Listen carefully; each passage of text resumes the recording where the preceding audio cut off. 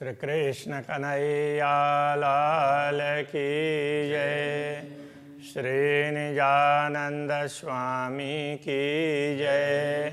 श्री प्राणनाथ प्यारे की जय।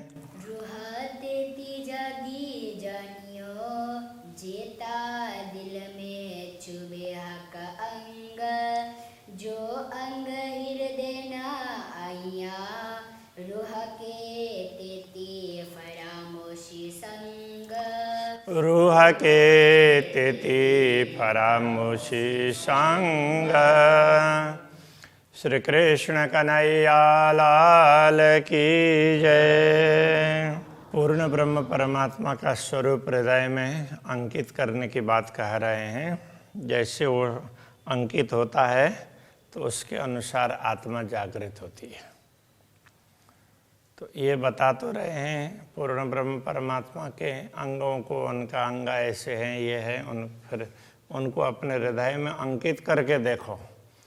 तो ये अभी तक वर्णन करके बताया पहले अंगों का, अभी तुम स्वयं देखो जागृत हो करके, तो इससे तुम्हारी परात्मा जागृत होगी। तो वो समझा रहे हैं। ताथे जोरू आरस आजिम की, सो क्यों न करे उपाय। यदि इस प्रकार से जागृति होती हो तो फिर परमधाम की आत्मा प्रयत्न क्यों नहीं करेगी। लेह का स्वरूप हृदय में ने, और देवे सब उड़ाए। पूर्ण ब्रह्म परमात्मा के स्वरूप को हृदय में रख करके बाकी सब चीज को उड़ा देती है। कहने का तात्पर्य दूसरे तरफ कहीं भी मन नहीं लगाएगी, अंतःकरण की वृत्तियां इधर उधर नहीं भटकेगी, पूर्ण ब्रह्म परमात्मा के चरणों में लगाएगी और उनके स्वरूप को ही हृदय में अंकित करके उसी में मस्त रहेगी। इश्क बिना रूह के दिल चुभे ना सूरत का। प्रेम के बिना पूर्ण ब्रह्म परमात्मा का स्वरूप हृदय में अंकित नहीं होता है। मेहर जोश निश्वते हक चुभे, हक हुकुम चुभे मुतलक। पूर्ण ब्रह्म परमात्मा का स्वरूप हृदय में अंकित हो, उसके लिए कृपा, जोश, संबंध, इन सब की आवश्यकता है। इन सब से भी विशेष क्या है, हक हुकुम चुभे मुतलक। पूर्ण ब्रह्म परमात्मा चाहते हो, उनका आदेश होता है तो वो अवश्य ही उनका स्वरूप हृदय में अंकित होगा। उनके चाहे बिना संभव नहीं है। मोहे दिल में हुकुम यूं कया, जो दिल में आवे हक मुख। तो पूर्ण ब्रह्म परमात्मा के आदेश से मुझे भी ये समझ में आई कि यदि मेरे हृदय में पूर्ण ब्रह्म परमात्मा का मुखमंडल अंकित हो जाता हो तो खड़ा होए मुख रूह का हकसों होए सन्मुख।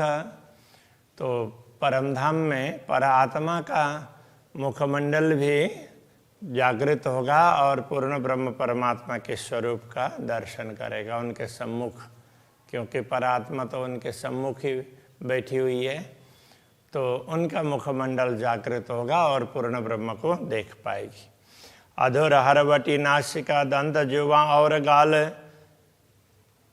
तो मुखमंडल में क्या है, अधर है, हरवटी चिबुक, नासिका, दंत, जुवा जिह्वा वगैरह, दंत दंतावली जिह्वा, गाल ये कपोल गाल प्रदेश।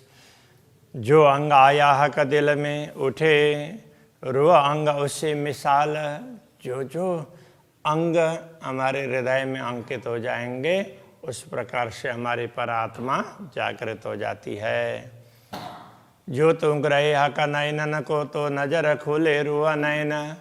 यदि तुमने पूर्ण ब्रह्म परमात्मा के नयन कमलों को हृदय में अंकित कर लिया तो तुम्हारी भी दृष्टि खुल जाएगी परात्मा की। तब आशिक और माशुक के होए नयन नयन से सैन। तब आशिक और माशुक, अनुरागिनी आत्मा और पूर्ण ब्रह्म परमात्मा के बीच आँखों से ही बातचीत हो जाएगी। आँखों के संकेत को आत्मा समझ पाएगी। जो हक नीलाट आवे दिल में और दिल में आवे श्रवण, जो पूर्ण ब्रह्म परमात्मा का ललाट प्रदेश हृदय में अंकित होगा, इसके साथ साथ में श्रवण भी अंकित हो जाएंगे तो पूरा मुखमंडल अंकित हो जाएगा। दो अंग खड़े होए रूह के, जो होवे रूह मोमिन, जो परमधाम की आत्मा होगी परात्मा, उसके तो वो दोनों ही अंग, ललाट भी और श्रवण भी, वो दोनों ही जागृत हो जाएंगे। तो पूर्ण ब्रह्म परमात्मा के मुखमंडल को पूर्ण रूप से आत्मा दर्शन कर पाएगी। भौं भ्रुकुटी पल नासिका सुंदर तिलक हमेश, तो भौं है तो भ्रुकुटी है, पल पलक नासिका, सुंदर तिलक हमेशा, तो हमेशा सुंदर तिलक दिखाई देता है वो तिलक मुखमंडल में, तो ये सारी चीज़ें आती है। गौर शोभा मुख चौक की, मुखमंडल की शोभा बड़ी गौर है। क्यों कहूँ ज्योत नूर केश, तो नूर केश भी कैसे हैं, बड़े प्रकाश बिखरने वाले हैं। तो इस तरह से पूरे मुखमंडल में केश के भी दर्शन होंगे, श्रवण के भी होंगे, ललाट के भी, ललाट में तिलक है, आँख हैं, और पूरा पूरा नाक मुख वगैरह, ये सारा मुखमंडल उसका दर्शन करते हैं। तो इस तरह से ये सब हृदय में अंकित हो जाएंगे। तो इस तरह से परात्मा का मुखमंडल भी जागृत होगा।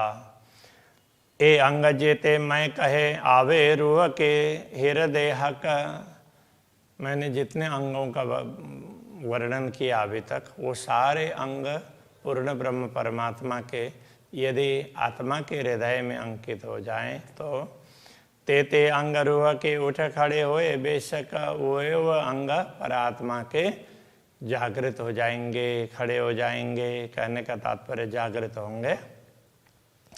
पाग बनी शिर सारंगी, इन जुआ कहे न जाए। अब मुखमंडल की बात कर रहे हैं तो फिर साथ में पाग की भी बात की। तो पाग भी सारंगी के आकार का पाग है, बहुत सुंदर है। इसका वर्णन इस जिह्वा से नहीं हो सकता।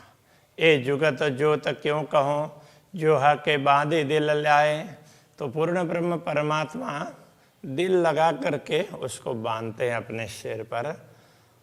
तो ब्रह्मात्माएं ये देख करके बड़ी प्रसन्न होती है।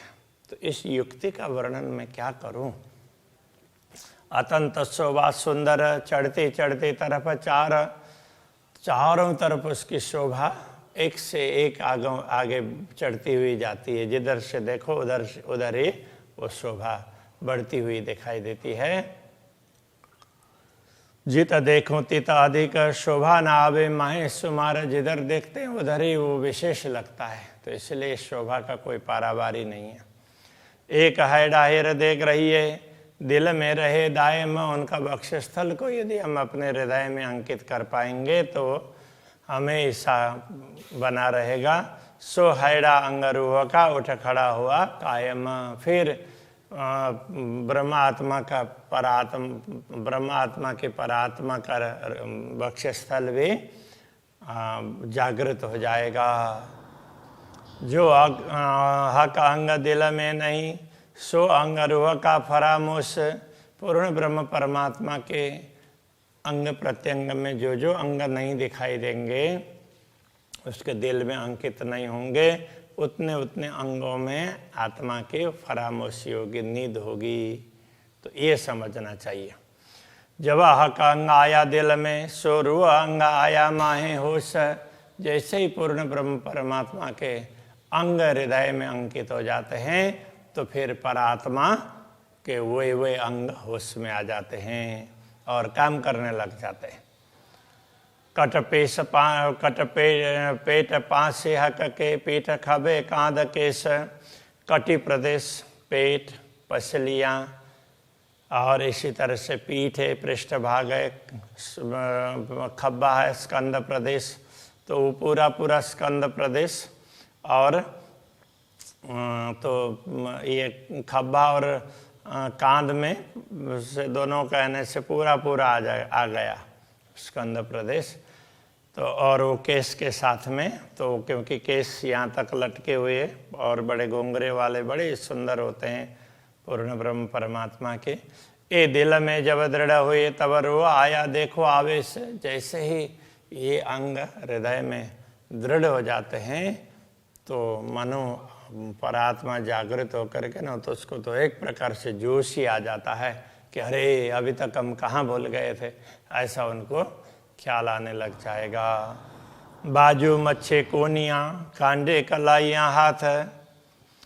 तो अब बाजू के देखेंगे तो दोनों तरफ के बाजू हैं, और यहाँ ये भाग है स्कंद से, ये यहाँ का भाग है वो मच्छा है, फिर ये कोनी है, और कांडा कलाई है, कलाई है, और ये भाग है कांड, और ये मणिबंध तो हाथ का, तो ये पूरा भाग हो गया। हक के अंग हृदय आए तब रूह खड़ी हुई एक हक साथ। जब ये अंग भी ये भी दिखने लग जाएंगे तब आत्मा अवश्य वो खड़ी हो जाएगी एक साथ में। पहुँचे हथेली अंगूरी नख लीके रंग सलूक। तो अब हस्तकम उसके पूरा, एक बाजू की बात कर रहे हैं तो पूरा यहाँ हस्तकमल में पहुँचे, तो ये पहुँचा है, ये हथेली है, और अंगूरी नख लीके रंग सलूक, और ये हस्तरेखाएँ, तो इनमें जो सुंदरता दिखाई देती है। हक अंग मिहि हृदय बैठे। पूर्ण ब्रह्म परमात्मा के अंग प्रत्यंग ये सूक्ष्म रूप से भी तो हृदय में बैठ जाते हैं, मतलब इनको बारीकी से, बड़ी सूक्ष्मता से तो एक एक अंग को आत्मा याद कर लेती है। अब निमख न होए रूह चूक। अब एक क्षण के लिए भी आत्मा जागृत होने में चूकेगी नहीं, वो जागृत हो ही जाएगी। नख अंगूठे अंगुरियाँ नीके ग्रही हक कदम। जैसे हस्त कमल की बात की, ऐसे चरण कमल की बात करते हैं तो उसके भी नख अंगूठे अंगुलियाँ और पूरे चरण कमल को ग्रहण करते हैं हृदय में। तो सोई नख अंगुरियाँ पाँव रूहों के खड़े हो तमाए दम। तो वो अंग तो फिर आत्मा के जागृत हो जाएंगे, तो फिर आत्मा खड़ी भी हो सकेगी। माए दम का तात्पर्य उसी क्षण, तो सांस लेने से भी पहले, दम तो सांस के लिए बोलते हैं, तो यहाँ उसी क्षण तत्काल जब हक चरण दिल दृढ़ धरे तब रूह खड़ी हुई जान। जब पूर्ण ब्रह्म परमात्मा के चरण कमल हृदय में अंकित होंगे तो आत्मा खड़ी हो जाएगी, फिर चल भी पाएगी। हक अंग सब हृदय आए तब रूह जागे अंग परवान। तो इस प्रकार तो पूर्ण ब्रह्म परमात्मा के अंग जैसे हृदय में अंकित हो जाएंगे तो निश्चित रूप से परवान है, वो प्रमाण के रूप में भी होता है, तो ये निश्चित रूप से वो आत्मा जागृत हो जाएगी। मोहरी चूड़ी इजार की और नेफा इजार बंद। तो मोहरी है चूड़ी इजार की। अब ये इजार का तात्पर्य पायजामा, तो उसका भाग है, तो उसकी मोहरी है। तो मोहरी का तात्पर्य पायजामा का नीचे का भाग है। तो अब वो चरण कमल की बात कर रहे हैं ना, तो उसमें फिर वो भी देखेगा ना, तो उसमें चूड़ीदार है, तो उसका मोहरा मतलब तो जैसे ये किनारे का भाग है, तो मुंह का भाग है, तो वो चूड़ीदार है। तो और नेफा इजार बंद। तो और इजार बंद, तो उसमें नेफा है, ये सब हरे रंग बूटी कई नकश। तो उसमें वो जैसे ये इजार है तो पायजामा है वो केसरिया रंग का है, और उसमें फिर ऊपर जो नेफा है तो वो हरे रंग का।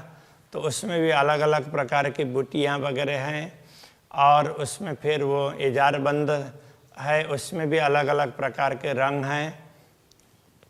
तो कई नक्काशी किए हुए हों, इस प्रकार से चित्रित हैं। हके शोभित भली सनंद।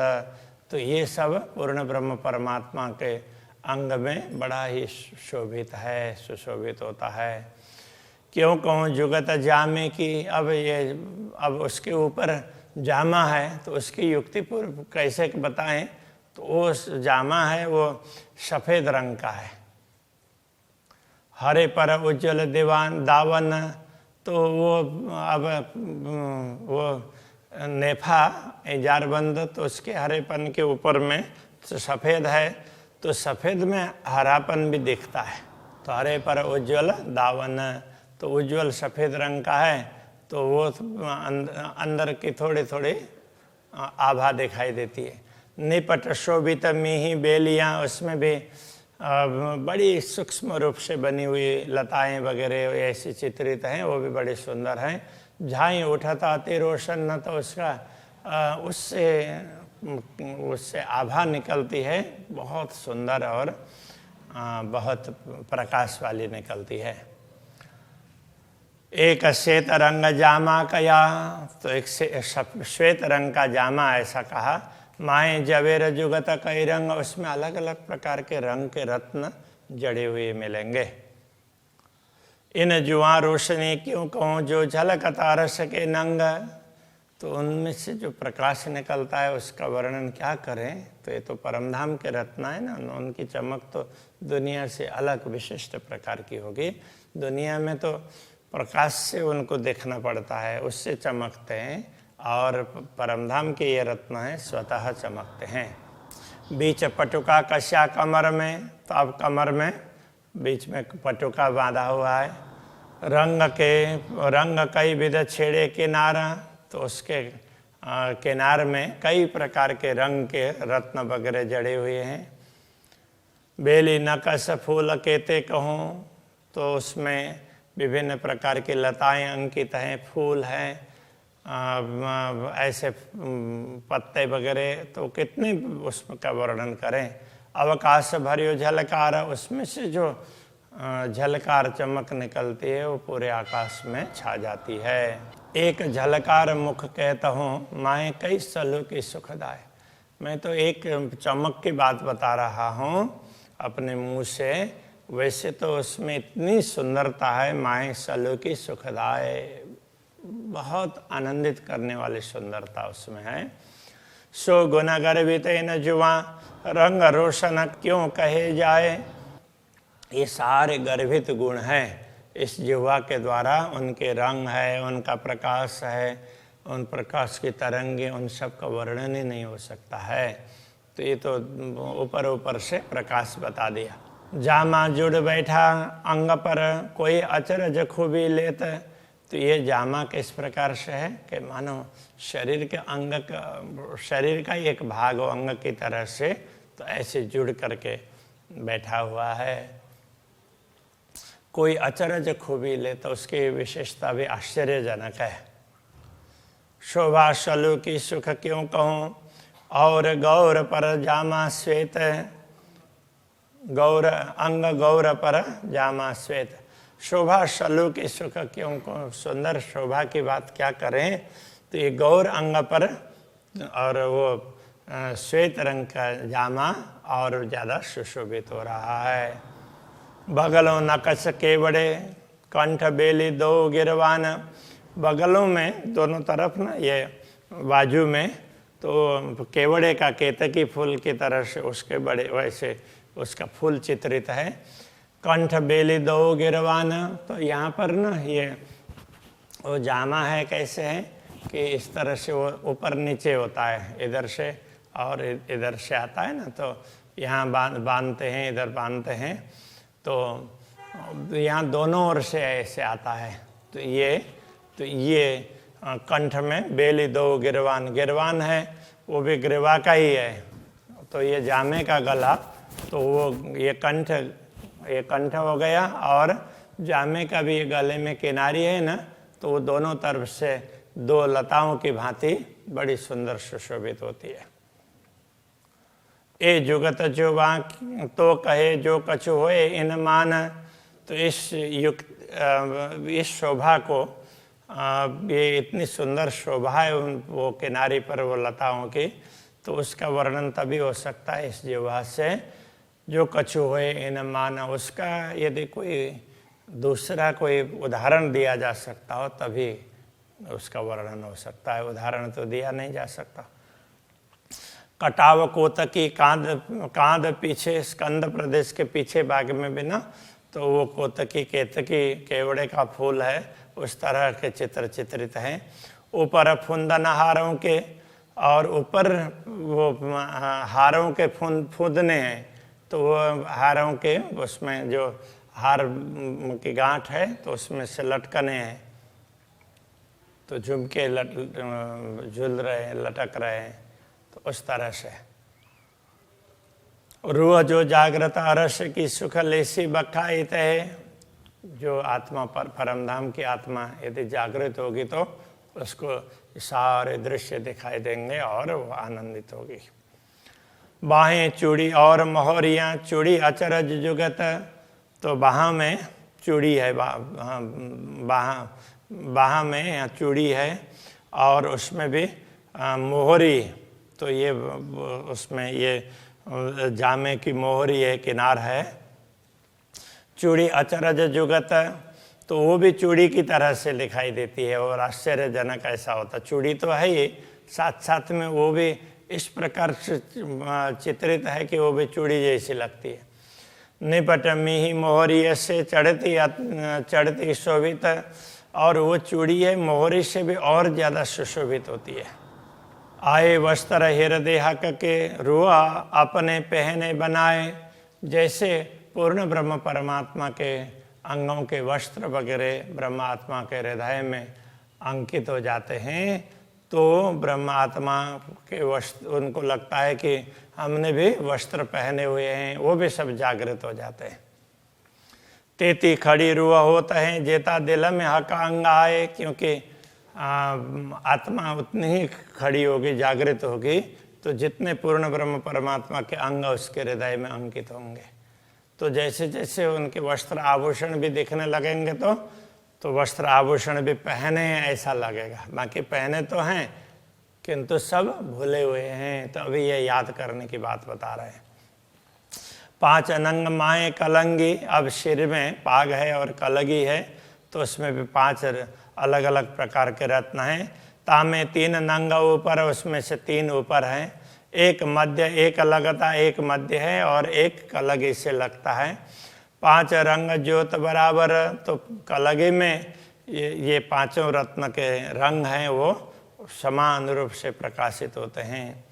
ये जो कलगी सिर पर लटक रही सुखदाय, सिर पर ये कलगी है, ऐसे ऊपर से ऐसे मुड़ करके ऐसे लटकती है तो बड़ी सुंदर लगती है। जो भूषण रूह नजर भरे, तो जानो अरवा देवे उड़ाए, यदि इन सारे आभूषणों को दृष्टि में लेते हैं और हृदय में अंकित करते हैं, तो मानव आत्मा इस शरीर को छोड़ करके तो परमधाम में पहुंच जाएगी, ऐसी स्थिति होती है। 7 नंग माए दुगदुगी, सो 7 जुदे जुदे रंग, तो अब वहाँ ये कलगी के साथ में फिर पाग में ना इधर इधर दुगदुगी है, ऐसे ऐसे लटकने से हैं, तो वो अलग से, और मोतियों की लड़ियाँ वगैरह हैं, तो उसमें 7 रंग हैं। जो 7 जुदे जुदे रंग, तो 7 रत्न हैं तो अलग अलग रंग के हैं। चढ़ती ज्योत आकाश में करत माहो माहे जंग, उनसे भी प्रकाश निकलता है तो वो सीधा आकाश में पहुंच जाता है, और वो अलग अलग प्रकार के रंग एक दूसरे से द्वंद्व करते हो ऐसा लगता है। ऐसी सुंदर शोभा अक्षरातीत हमदनी के वस्त्र आभूषणों की है, तो उन सबको हृदय में अंकित करते हैं तो आत्मा जागृत होती है, ये कहना चाह रहे हैं। तो अभी यही रखते हैं। श्री कृष्ण कन्हैया लाल की जय। करत माहो माहे जंग, 7 नंग माहे दुगदुगी, 7 नंग माहे दुगदुगी, सो 7 जुदे जुदे रंग, चढ़ती ज्योत आकाश में, चढ़ती ज्योत आकाश में, करत माहो माहे जंग।